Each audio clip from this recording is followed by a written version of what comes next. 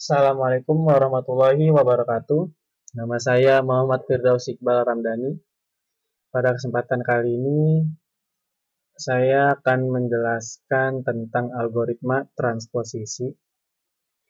Eh, di sini saya akan menjelaskan beberapa contoh ya. Di sini ada transposisi, ada substitusi, ada stream, ada block dash, ada block case, dan ada block tree dash.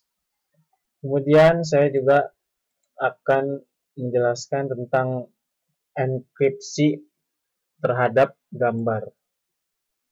Sini gambarnya PNG ya. Oke. Yang pertama kita akan menjelaskan yang transposisi dulu. Oke, di sini sudah masuk skripnya yang transposisi ya. Di sini saya sudah tentukan plain text-nya adalah belajar kriptografi bersama. Disimpan dalam variabel plain text. Kemudian juga saya buat ada variabel K, ini di mana K-nya ya, yaitu 6. Nah, angka 6 ini nanti akan menentukan tampilan deskripsinya akan dipecah menjadi 6 karakter. Sebagai contoh, misal di sini ada belajar, BAA, GA. Nah, sampai sini, ini sudah 6 karakter ya. Nanti dia akan buat baris baru lagi ke bawah. Akan buat baris lagu ke bawah dan disusun lagi dari karakter R dan seterusnya seperti itu. Nah, kemudian ada variabel P, itu string strlen dari plain text. Ya, ini maksudnya adalah strlen ini menentukan ada berapa karakter dari plain text ini. Jadi jumlah keseluruhan karakter yang ada di plain text. Gitu. Kemudian di sini ada beberapa function ya, ada dua function. Ada function encrypt dan decrypt. Nah, penjelasannya ada di sini. Kita di yang function deskripsi dulu. Di sini ada function encrypt, di mana di sini memerlukan dua parameter ya, atau dua variabel atribut. Atribut pertama diisikan oleh $PL, yaitu yang tadi ya, yang length ini, panjang dari keseluruhan. Terus yang kedua ada K, yaitu K-nya yang tadi kita isikan 6. Nah, di sini ada variabel P baru lagi, buat length dari PL yang tadi sudah kita buat juga. Di sini ada variabel baris, yang ada cell, yang berisikan P dari string PL tadi dibagi dengan atribut K, yaitu 6 tadi. Sini. Nah, di sini ada perulangan yang menentukan nanti tampilannya akan seperti apa ya. Jadi selama ini ada perulangan di sini menggunakan variabel I. Jadi selama variabel I tidak lebih besar dari sel yang tadi kita di sini dibuat, maka dia akan terus membuat baris ke bawah. Jadi yang seperti tadi ya saya dijelaskan, misalnya di sini sudah sampai belajar sudah 6, dia akan buat lagi ke bawah sampai semua panjang dari plain text ini sampai akhir ini. Nah, kemudian di sini ada percabangan jika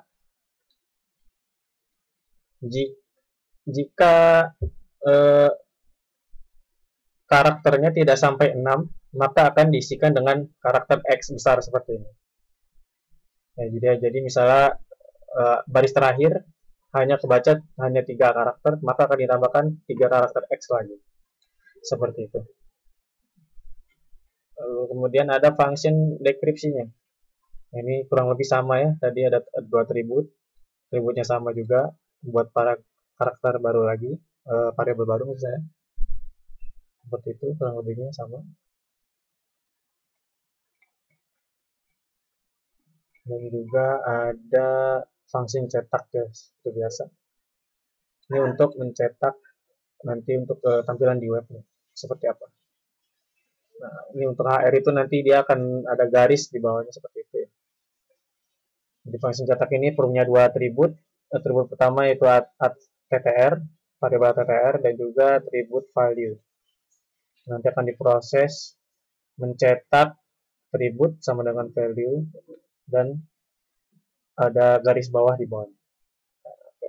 Kalau kita run akan menjadi seperti ini. Ya, seperti ini. Nah, ini yang tadi saya sebutkan jika kita men-setting nilai K-nya itu adalah 6, dia akan terbagi menjadi 6 karakter saja. Lalu terjadi perulangan sehingga dia membuat baris baru di bawahnya dan hitung lagi, sortir lagi maksud saya, menjadi 6 karakter lagi dan seterusnya sampai bawah. Nah, untuk yang di sini ini berarti dia hanya terseleksi sampai ama aja yang berarti barisnya. Nah, itu cuman ada 3 karakter. Nah, 3 karakternya lagi itu ditambahkan dengan nilai X besar seperti ini, yang mana tadi ada di pemrograman perulangan yang ada di function encryption. Seperti ini. Seperti itu.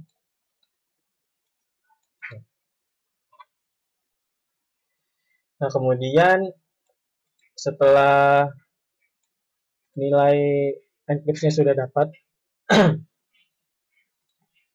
maka dia akan tercetak di sini. Ini ya, belajar. Nah, di sini juga ada nilai cipher. Nah, nilai cipher ini dia diambil dari baris pertama setiap karakter. Jadi misalnya di sini ada baris pertama ada B, yang kedua ada R, yang ketiga ada T, begitu seterusnya. Kemudian karakter 2 juga sampai ke bawah terus. Jadi tercapnya seperti ini. Seperti itu. Nah, untuk deskripsinya juga sama, ke bawah begitu.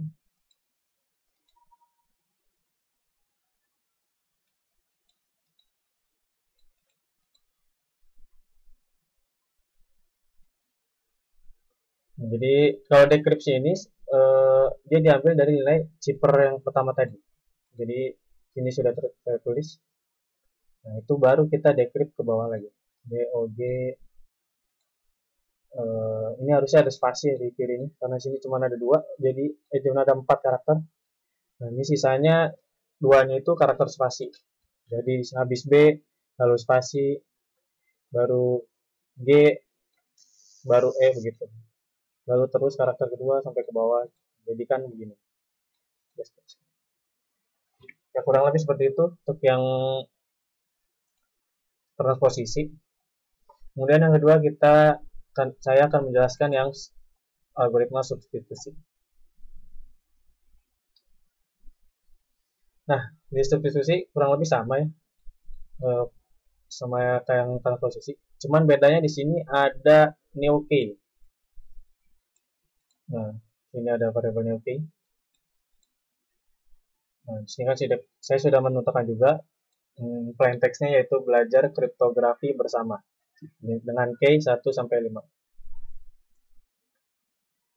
Nah, ini seperti tadi ya, kita menentukan panjang karakter dari plain text.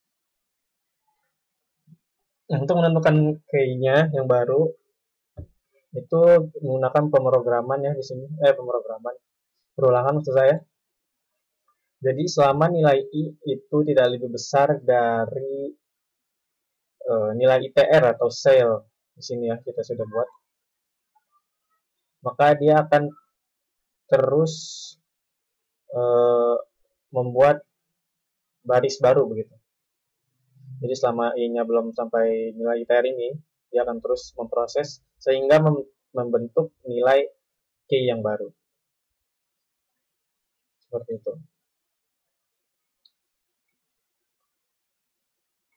Kita akan lihat proses setelah di run.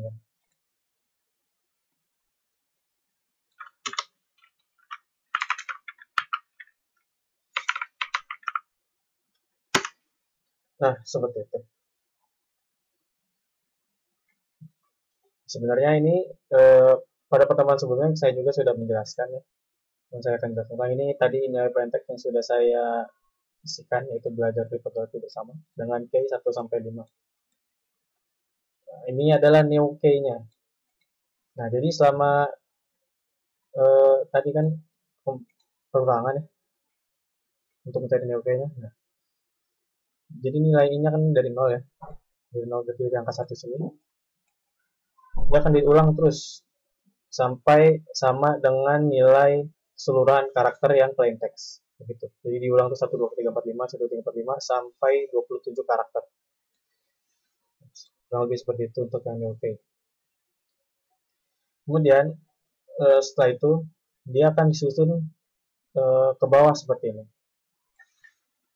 Jadi karakter pertama B di indeks 0, E di indeks 1, L di indeks kedua, seterusnya sampai bersama yang A terakhir ini ke indeks 26.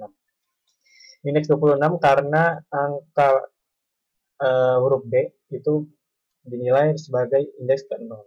Jadi hanya 26 yang terakhir ini.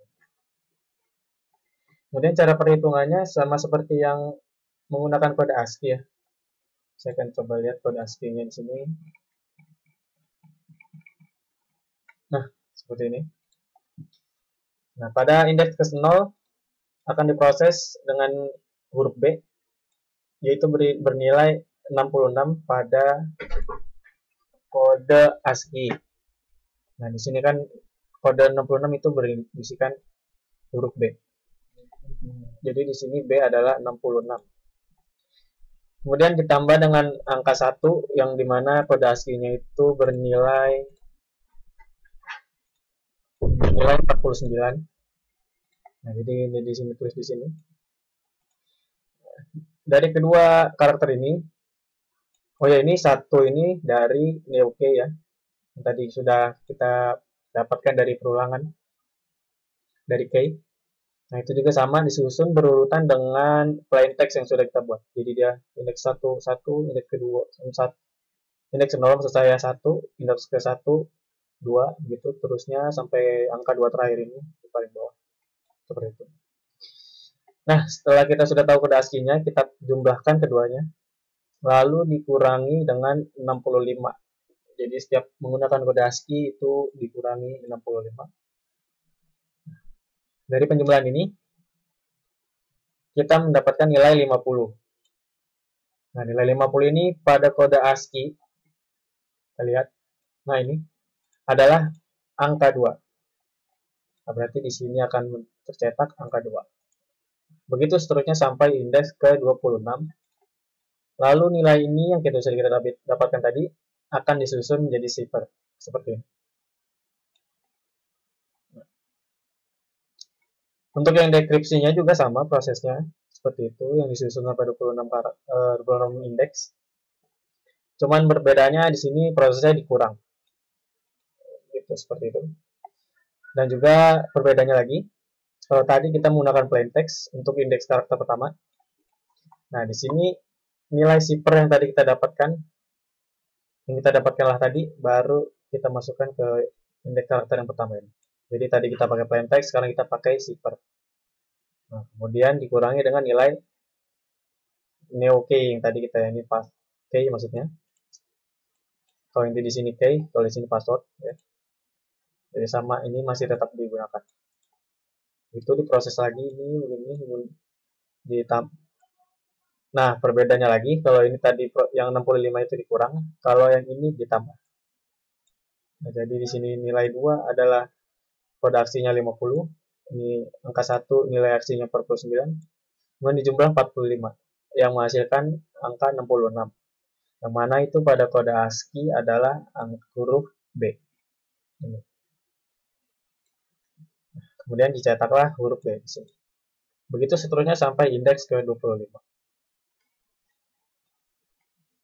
Kurang lebih begitu untuk yang substitusi.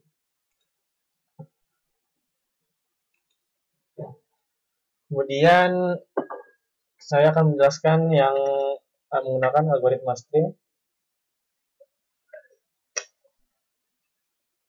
Nah, algoritma stream ini proses stream ini maksud saya menggunakan algoritma RC4. Yang dimana itu kode bitnya adalah 256. Seperti itu kurang lebih. Nah, di sini saya sudah seperti biasa kita tentukan plain text-nya. Variabel plain text diisi dengan karakter atau string belajar kriptografi bersama, dan juga key 1 sampai 5. Seperti itu, function cetak seperti biasa ya. Nah, di sini ada function RC4-nya. Nah, function RC4 ini memiliki dua parameter. Parameter pertama diisikan dengan key string dan kedua data str. Di sini buat variabel baru, variabel L berisikan 256. Tadi itu kode bit dari RC4. Gitu. Nah, terus di sini variabel key diisikan dengan nilai array dan juga data. Jadi nanti bentuknya adalah array begitu. Dan di sini ada perulangan. Seperti itu. Ya, kita akan lihat contoh hasilnya.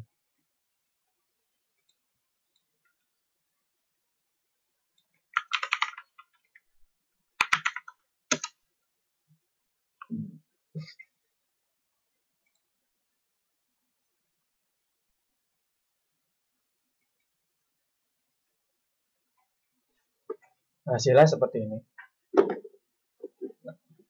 Dia hasilnya seperti ini ya. Ada simbol-simbol yang kita tidak tahu ya. Seperti itu. Nah, ini tadi yang passwordnya itu kita masukkan, ini key ya maksudnya.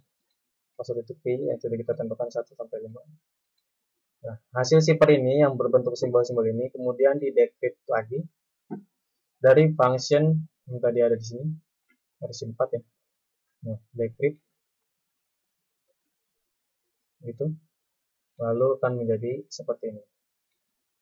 Nilai ini didapat dari decrypt, dari hasil decrypt nilai cipher berbentuk simbol-simbol seperti ini.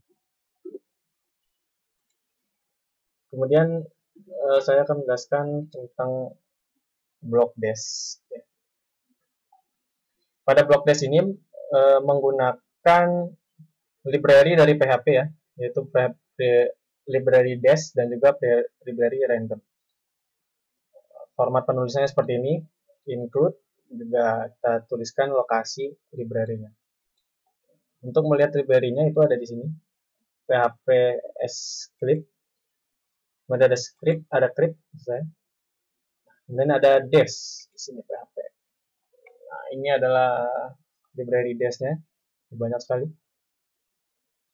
Ini untuk menenkripsikan nilai yang akan kita tentukan pada pemrograman kita nanti ya. Nah, seperti itu. Nah, jadi kita, oh ya, ini cara penulisannya seperti ini untuk penggunaan library-nya. Kita buat variabel baru. Ini di sini merupakan variabel zipper sama dengan new crypt dash sintaksnya dengan diisikan crypt dash mode cbc.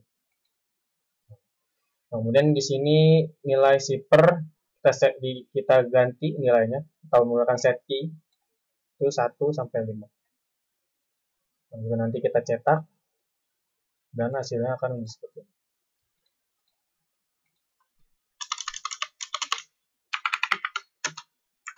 Oh, salah. Block dash.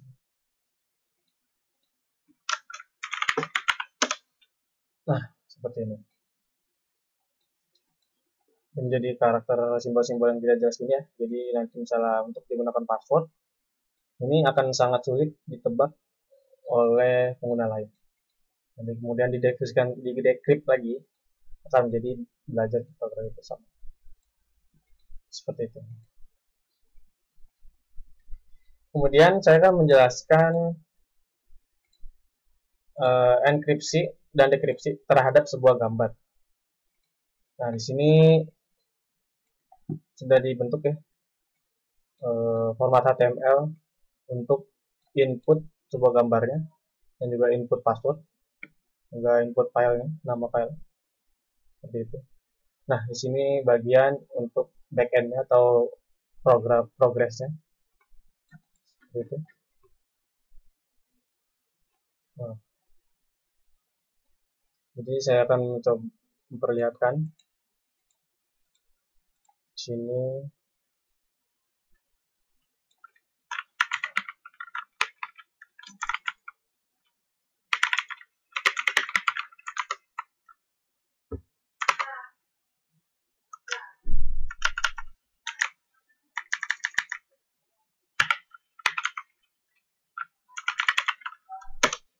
Nah, seperti ini. Sebagai contoh, saya akan menggunakan gambar ini ya, superman.png. Open. Nah, nanti di sini akan muncul nama filenya. Seperti itu superman.png. Oops. Oke, dengan password 1 sampai 0. 1, 2, 3, 4, 9, dan 0. Encrypt sini. Nah, setelah button encrypt file ini ditekan, nah, gambar itu akan dienkripsi pada sistem. Nah, encrypt ini berisikan function ya, function dari sini, nilai file encrypt. Gambar ini akan diproses, lalu akan dimunculkan hasil enkripsinya. Tipe filenya PNG, image PNG, dengan size file 7,0 KB, dengan key 1 sampai 0. Seperti itu. Kemudian ada nama hasil file enkripsinya yaitu encrypt_superman.png. Nah, begitu. Ini nama hasil file yang tadi kita encrypt di sini. Nah, ada waktu prosesnya. Seperti itu. Kemudian untuk hasil yang sudah kita dapat dari enkripsi ini, kita akan lakukan dekripsi lagi. Karena hasil gambar dari file decrypt itu, kalau tidak kita hasil file dari encryption tadi, kalau kita tidak decrypt, dia tidak bisa terbaca. Begitu. Tidak bisa terbuka gambar. Bagaimana cara decryptnya lagi? Nah, kita di sini ada program lagi. Nah, sini. Ya, sama seperti tadi ya, ada ini format HTML, kemudian ada backend dari PHP-nya juga. Itu ini untuk $, ini $, itu maksudnya dari klik button dan itu dia akan mempost, kemudian akan diproses dari function PHP yang kita buat untuk decrypt ini. Kita akan lihat decrypt. Oke. Kita akan buka ini file yang tadi, decrypt superman.png ya, dengan password 1 sampai 0 yang kita decrypt file. Nah, kemudian prosesnya berhasil. Seperti yang tadi, di sini akan ditentukan type filenya apa, size-nya berapa, key-nya apa, gitu. Nama hasil filenya decrypt superman.png. Gitu. Nah, sekarang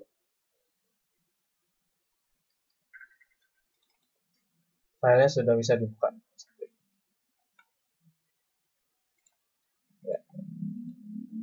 Kurang lebihnya seperti itu untuk penjelasan tentang algoritma transaksi ini. Kurang lebihnya mohon maaf. Assalamualaikum warahmatullahi wabarakatuh.